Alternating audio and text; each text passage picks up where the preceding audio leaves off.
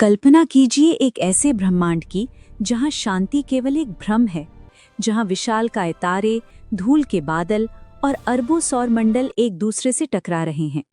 हम पृथ्वी पर बैठकर जिस आसमान को देखते हैं वो हमें बहुत स्थिर लगता है, लेकिन हमसे करोड़ों प्रकाश वर्ष दूर कुछ ऐसा घट रहा है जो कल्पना से परे है। आज हम आपको ले चलेंगे अंतरिक्ष के एक ऐसे कोने में जहां तीन विशालकाय आकाशगंगाएं यानी गैलेक्सीज एक दूसरे के अस्तित्व को मिटाने और एक नया स्वरूप लेने की प्रक्रिया में हैं। इसे वैज्ञानिकों ने नाम दिया है ESO 2486, लेकिन अपनी अनोखी आकृति के कारण इसे दुनिया द बर्ड यानी पक्षी के नाम से जानती है। ESO 2486 केवल एक धुंधला धब्बा नहीं है, ये ब्रह्मांड का एक अद्भुत दृश्य है। ये हमसे लगभग 65 करोड़ प्रकाश वर्ष दूर दक्षिण दिशा के तारामंडल इंडस में स्थित है। पहली बार जब वैज्ञानिकों ने इसे हबल स्पेस टेलीस्कोप की मदद से देखा तो वे दंग रह गए। आमतौर पर हम दो गैलेक्सियों के विलय यानी कोलिजन के बारे में सुनते हैं, लेकिन यहाँ कुछ और ही हो रहा था। ये दो नहीं बल्कि तीन गैलेक्सियों का एक त्रिकोणीय संगम है। इस विशाल संरचना का आकार एक उड़ते हुए पक्षी जैसा है। इसकी एक लंबी पूंछ है जो लगभग 1 लाख प्रकाश वर्ष तक फैली हुई है। इसके पंख और एक सिर है जो वास्तव में अलग-अलग गैलेक्सियों के केंद्र यानी न्यूक्लियाई हैं। ये इस संरचना का सबसे चमकीला हिस्सा है। वैज्ञानिकों के अनुसार ये एक ऐसी गैलेक्सी है जिसमें स्टार बर्स्ट हो रहा है, यानी यहाँ बहुत ही तीव्र गति से नए तारों का जन्म हो रहा है। ये वो विशाल गैस और धूल के बादल हैं जो गैलेक्सियों के आपस में टकराने के कारण बाहर की ओर फेंक गए हैं। ये टाइडल टेल है। जब दो विशाल गुरुत्वाकर्षण बल एक दूसरे को खींचते हैं तो तारों की एक लंबी धारा पीछे छूट जाती है। ये पूंछ इतनी लंबी है कि इसमें हमारे जैसे हजारों सौरमंडल समा सकते हैं। जब हम टकराव शब्द सुनते हैं तो हमें तबाही याद आती है, लेकिन अंतरिक्ष में गैलेक्सियों का टकराव विनाश से ज्यादा निर्माण की कहानी है। जब ESO 2486 की ये तीन गैलेक्सियां आपस में मिलीं तो इनके बीच की गैस और धूल संकुचित होने लगी। इसी दबाव के कारण अरबों नए तारों का जन्म हुआ। इन तारों की रोशनी इतनी तेज है कि ये पूरी गैलेक्सी को इंफ्रारेड स्पेक्ट्रम में चमका देती है। वैज्ञानिक इसे LIRG की श्रेणी में रखते हैं। इसका मतलब है कि ये हमारी मिल्की वे गैलेक्सी से कहीं ज्यादा ऊर्जा उत्सर्जित कर रही है। ESO 2486 के मामले में यहाँ तीन अलग अलग ब्लैक होल होने की संभावना है।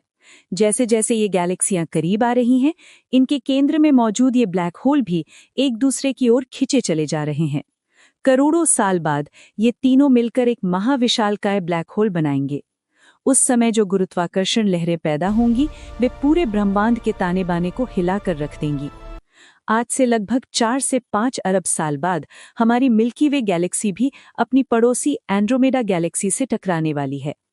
ESO 2486 को देखकर वैज्ञानिक ये समझ पा रहे हैं कि उस समय हमारे सौरमंडल का क्या होगा। क्या पृथ्वी नष्ट हो जाएगी? शायद नहीं। गैलेक्सियों के बीच खाली जगह इतनी ज्यादा होती है कि तारों के सीधे टकराने की संभावना बहुत कम होती है। लेकिन रात का आसमान बदल जाएगा। जहां आज हम दूधिया पट्टी देखते हैं, वहां कल ESO 2486 जैसा एक अद्भुत प्रकाश का खेल दिखाई देगा। ब्रह्मांड, शांति और सन्नाटे का प्रतीक। लेकिन क्या ये वास्तव में वैसा ही है जैसा दिखता है? करोड़ों प्रकाश वर्ष दूर जहां हमारी कल्पना की सीमाएं समाप्त होती हैं, वहां एक ऐसा युद्ध चल रहा है जिसमें न तो सैनिक है और न ही हथियार। वहां युद्ध है अस्तित्व का, गुरुत्वाकर्षण का और समय का। आज हम पृथ्वी से 650 मिलियन प्रकाश वर्ष दूर जा रहे हैं, एक ऐसी जगह जिसे इंसानों ने नाम दिया है ESO 248-6। पहली नजर में ये एक उड़ते हुए पक्षी जैसा दिखता है, लेकिन हकीकत में ये तीन विशाल आकाशगंगाओं के टकराने से पैदा हुआ एक ब्रह्मांडीय गैलेक्सी है। आज हम इस बर्ड गैलेक्सी की परतों को उधेड़ेंगे और जानेंगे कि आखिर क्यों ये खोज आधुनिक खगोल विज्ञान की सबसे बड़ी पहेली बन गई है। जब गैलेक्सियां टकराती हैं तो लोग सोचते हैं कि तारे आपस में टकराएंगे, लेकिन सच तो ये है कि तारों के बीच की दूरी इतनी अधिक होती है कि वे बिना छुए एक दूसरे के पास से निकल जाते हैं। असली धमाका होता है गैस और धूल के बादलों में। ESO 248-6 के सिर वाले हिस्से में गैस के बादल इतनी तेजी से संकुचित हो रहे हैं कि वहां नए तारों के पैदा होने की गति सामान्य से 1000 गुना अधिक है। इसे वैज्ञानिक स्टार बर्स्ट कहते हैं। यहाँ हर सेकंड में नए सूरज जन्म ले रहे हैं। ये एक ऐसी फैक्ट्री है जो जीवन और विनाश को दोनों को एक साथ देख रही है। इस पूरी हलचल के पीछे एक मास्टरमाइंड है। हर गैलेक्सी के केंद्र में एक सुपरमैसिव ब्लैक होल होता है। ESO 248-6 में 3 ब्लैक होल एक दूसरे के चारों ओर परिक्रमा कर रहे हैं। ये ब्रह्मांड का सबसे खतरनाक नृत्य है। ये ब्लैक होल आसपास की गैस को इतनी तेजी से निगल रहे हैं कि वहां से निकलने वाली रोशनी पूरी गैलेक्सी को ल्यूमिनस इंफ्रारेड बना देती है। करोड़ों साल बाद ये तीनों मिलकर एक एकल महाविशालकाय ब्लैक होल बन जाएंगे। उस दिन ये पक्षी शांत हो जाएगा, लेकिन उसकी दहाड़ पूरे ब्रह्मांड में गुरुत्वाकर्षण लहरों के रूप में सुनाई देगी। ESO 248-6 की इस अजीबोगरीब आकृति को बनाए रखने में डार्क मैटर का बहुत बड़ा हाथ है। ये वो अदृश्य गोंद है जिसने इन तीनों गैलेक्सियों को आपस में बांध कर रखा है। अगर डार्क मैटर न होता तो ये टकराव इतना व्यवस्थित नहीं होता। हम जो देख रहे हैं वो केवल 5% दृश्य पदार्थ है। बाकी 95% वो रहस्य है जो विज्ञान आज भी सुलझाने की कोशिश कर रहा है। एक सवाल जो हमें हमेशा परेशान करता है, क्या इस तबाही के बीच जीवन संभव है? ESO 248-6 में हर तरफ रेडिएशन और सुपरनोवा विस्फोट हो रहे हैं। ऐसे में किसी ग्रह पर जीवन का पनपना लगभग नामुमकिन लगता है। लेकिन वैज्ञानिकों का एक वर्ग मानता है कि यही वो जगह है जहां जीवन के बीज यानी ऑर्गेनिक मॉलिक्यूल्स पूरे ब्रह्मांड में फैलते हैं। विनाश ही सृजन का आधार है। ESO 248-6 हमारे लिए एक चेतावनी है। हमारी अपनी गैलेक्सी मिल्की वे और पड़ोसी एंड्रोमेडा एक दूसरे की ओर 110 किलोमीटर प्रति सेकंड की रफ्तार से बढ़ रहे हैं। आज से 4 अरब साल बाद हमारा घर भी ऐसा ही दिखेगा। उस समय का मानव, यदि हम जीवित रहे, तो आसमान में एक नहीं बल्कि 2-2 आकाशगंगाओं का मिलन देखेगा। ESO 248-6 हमें ये सिखाता है कि अमर कुछ भी नहीं है, न तारे, न गैलेक्सियां और न ही ब्रह्मांड। हम अक्सर सोचते हैं कि हम कहाँ से आए हैं, हमारा अंत क्या होगा। क्या हम इस विशाल ब्रह्मांड में केवल एक दुर्घटना है? आज से करोड़ों साल पहले, जब पृथ्वी पर डायनासोरों का राज भी नहीं था, तब अंतरिक्ष के एक सुदूर कोने में 3 महाशक्तियां आपस में टकरा रही थी। ये कोई साधारण टकराव नहीं था। ये समय, पदार्थ और ऊर्जा का एक ऐसा संगम था जिसने भौतिकी के नियमों को चुनौती दी। आज हम बात कर रहे हैं ESO 248-6 की। इसे द बर्ड कहा जाता है, लेकिन ये पक्षी शांति का प्रतीक नहीं, बल्कि ब्रह्मांडीय अराजकता यानी कॉस्मिक केओस का एक जीता जागता उदाहरण है। आइए अपनी यात्रा शुरू करते हैं। हम पृथ्वी को पीछे छोड़ रहे हैं। हम अपने सौर मंडल से बाहर निकल रहे हैं, मिल्की वे की सीमाओं को पार कर रहे हैं। 65 करोड़ प्रकाश वर्ष की यात्रा के बाद हम इंडिस तारामंडल में पहुंचते हैं। यहाँ हमें एक धुंधली आकृति दिखाई देती है। 1980 के दशक के अंत में जब पहली बार टेलीस्कोप्स ने इसे देखा, तो वैज्ञानिकों को लगा कि ये शायद एक बिगड़ी हुई स्पाइरल गैलेक्सी है। लेकिन 2007 में जब वेरी लार्ज टेलीस्कोप ने इसे इंफ्रारेड में देखा, तो सच्चाई सामने आई। ये एक नहीं, 2 नहीं, बल्कि 3 आकाशगंगाओं का महामिश्रण था। जब ये गैलेक्सियां एक दूसरे के पास आती हैं, तो गुरुत्वाकर्षण किसी अदृश्य हाथ की तरह उन्हें खींचता और मरोड़ता है। इस खिंचाव को हम टाइडल इंटरैक्शन कहते हैं। इस खिंचाव के कारण तारों की विशाल नदियां अपने मूल स्थान से उखड़ जाती हैं। वो अब किसी गैलेक्सी के केंद्र के चक्कर नहीं लगा रहे, बल्कि वे अंतरिक्ष के खालीपन में फेंक दिए गए हैं। जहां विनाश होता है, वहीं सृजन भी होता है। ESO 248-6 ब्रह्मांड की सबसे बड़ी स्टार फैक्ट्रियों में से एक है। गैलेक्सियों के बीच जो हाइड्रोजन गैस होती है, वो इस टक्कर के कारण इतनी गर्म और घनी हो जाती है कि वो नए तारों को जन्म देने लगती है। यहाँ हर साल सैकड़ों नए सूरज पैदा हो रहे हैं। हमारी मिल्की वे में शायद साल में 1 या 2 तारे बनते हैं, लेकिन यहाँ तो तारों की आतिशबाजी हो रही है। अब चलिए इसके हृदय में उतरते हैं। इन तीनों गैलेक्सियों के पास अपना अपना सुपरमैसिव ब्लैक होल है।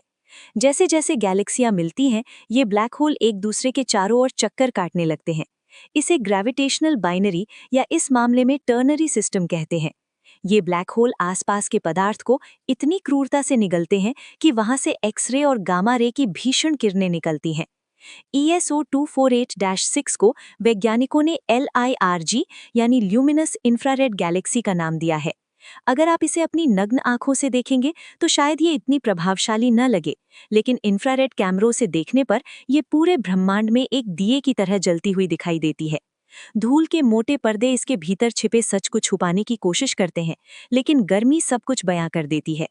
डार्क मैटर वो अदृश्य शक्ति है जिसने इन तीनों गैलेक्सियों को इस टक्कर के लिए मजबूर किया। ये एक ऐसा जाल है जिसे हम देख नहीं सकते, छू नहीं सकते, लेकिन इसके बिना ब्रह्मांड बिखर जाएगा। ESO 248-6 का आकार कैसा होगा, ये तारों से ज्यादा डार्क मैटर तय करता है। इतने सारे नए तारों के बनने का एक दूसरा पहलू भी है। जो तारे बहुत विशाल होते हैं वो बहुत जल्दी मर जाते हैं। ESO 248-6 में हर कुछ दशकों में एक सुपरनोवा धमाका होता है। एक तारा जब फटता है तो वो एक पूरी गैलेक्सी से ज्यादा रोशनी पैदा करता है। इस पक्षी के भीतर लगातार धमाके हो रहे हैं जो अंतरिक्ष के सन्नाटे को चीर रहे हैं। याद रखिएगा, हम जो देख रहे हैं वो आज का सच नहीं है। हम जो देख रहे हैं वो 650 करोड़ साल पुराना अतीत है। जब ये रोशनी ESO 248-6 से चली थी तब पृथ्वी पर पहले बहुकोशिकीय जीव विकसित हो रहे थे। शायद आज इस पल में वो पक्षी गायब हो चुका हो और वहाँ एक शांत गोल आकाश गंगा बन चुकी हो। हम केवल ब्रह्मांड के पुराने एल्बम के पन्ने पलट रहे हैं। क्या उन 3 गैलेक्सियों में कभी कोई सभ्यता रही होगी? क्या वहाँ के आसमान में भी कभी किसी ने अपनी खिड़की से बाहर देखकर सोचा होगा कि उनका अंत कैसा होगा? जब गैलेक्सियां टकराती हैं तो ग्रहों की कक्षाएं बिगड़ जाती हैं। अगर किसी तारे के पास जीवन था तो वो तारा अब अंतरिक्ष के ठंडे अंधकार में फेंक दिया गया होगा। ये हमें याद दिलाता है कि ब्रह्मांड जितना सुंदर है उतना ही बेरहम भी। ESO 248-6 जैसे सिस्टम वैज्ञानिकों के लिए एक प्रयोगशाला है। यहाँ गुरुत्वाकर्षण इतना प्रबल है कि वो प्रकाश को भी मोड़ देता है। इसे ग्रेविटेशनल लेंसिंग कहते हैं। यहाँ सामान्य सापेक्षता के नियमों का कड़ा इम्तिहान होता है। हम यहाँ जो सीखते हैं वही हमें ब्लैक होल और बिग बैंग को समझने में मदद करता है। अंततः ESO 248-6 हमें सिखाता है कि कुछ भी अलग नहीं है। हम, ये तारे, ये ब्लैक होल सब एक ही ऊर्जा के अलग अलग रूप हैं। एक गैलेक्सी मरती है ताकि दूसरी पैदा हो सके। ये ब्रह्मांड का पुनर्जन्म है। मौत यहाँ अंत नहीं बल्कि एक नए अध्याय की शुरुआत है। हम पृथ्वी के एक छोटे से कोने में बैठकर इस विशालकाय पक्षी को देख रहे हैं। ये हमें हमारी औकात बताता है, लेकिन साथ ही हमारी महानता भी। महानता इस बात में कि हम, जो धूल के कणों से बने हैं, करोड़ों प्रकाश वर्ष दूर हो रही इस घटना को समझ सकते हैं। ESO 248-6 केवल एक तस्वीर नहीं है, ये एक कहानी है, संघर्ष की, मिलन की और अंततः एक नई दुनिया के निर्माण की। अगली बार जब आप रात में तारों को देखें तो याद रखिएगा, ऊपर कहीं ना कहीं एक पक्षी अपने पंख फैलाए ब्रह्मांड को दोबारा लिख रहा है। दोस्तों, उम्मीद है आपको आज की वीडियो पसंद आई होगी। अगर अच्छी लगी तो नीचे कमेंट करके जरूर बताएं कि आपको कौन सा पार्ट सबसे बेस्ट लगा। जाने से पहले वीडियो को लाइक करें, अपने दोस्तों के साथ शेयर करें और चैनल को सब्सक्राइब करना बिल्कुल ना भूलें। मिलते हैं अगली वीडियो में। धन्यवाद।